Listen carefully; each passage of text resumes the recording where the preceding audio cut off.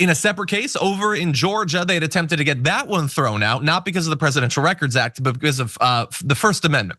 The idea being that you can try to persuade a Secretary of State to conjure votes out of thin air. You can tell people to act as fake electors, and all of that is just free speech, man.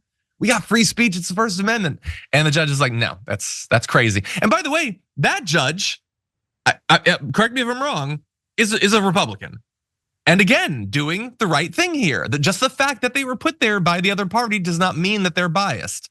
And then finally, and this I believe was Wednesday, the judge in the New York hush money trial has rejected an effort to delay. So he tried to kill classified documents, he tried to kill the RICO case in Georgia, and he tried to delay the hush money trial. And that's 3 strikes, which according to my quick Googling, that's bad, Brett, he's out. No, that's not. That's not how it works. No, you can't. Three strikes is baseball, John. Oh well, it's a stick game. 3 failures in any event. It's a 3 count to put it in wrestling terms. Before we continue with the story, we depend on members to keep on going. Don't wait. Click join now on YouTube. It's a 3 count. I like to think here's the thing when they keep delaying. I like that they're not delaying some of these things, and they might actually happen. And I want that to be a precedent, because all the people who complain about our current legal system, they're like, don't I have a right to a speedy trial? And what's funny about this is I don't really think that when like Trump's defense goes home at night in an era when they're delaying some of these trials, I think they're like, listen, that just means I have to do more work that at the end of the trial he's not gonna pay me for. That's true. I love that though, that like generally, yeah, it's like, I have a right to a speedy trial, where Trump is like, do I have a right to like a trial that's slow AF?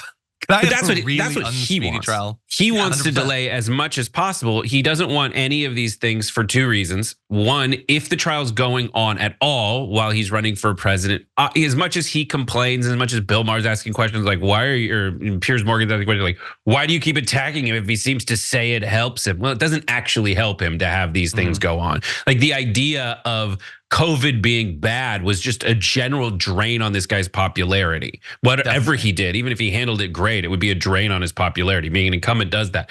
He wants Biden to be the only one who is suffering from incumbent fatigue.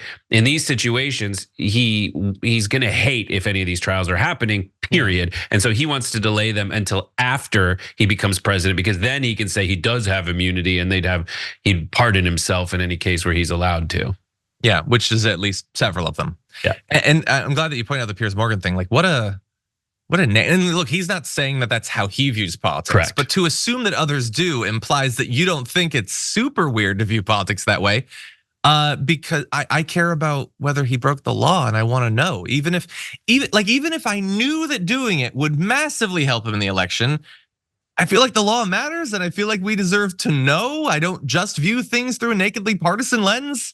Yeah, I agree that was just that's just how British people on TV ask questions. They're like, this is the opposite of your position, defend it. Exactly, yeah, but, that's fun. Yeah, I'm with you.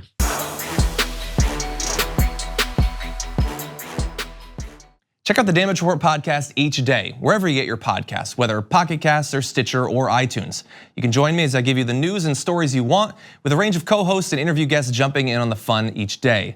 Again, that's the Damage Report, wherever you get your podcasts. And if you get them at iTunes, don't forget to rate and review. Sometimes I'll read them live on the show.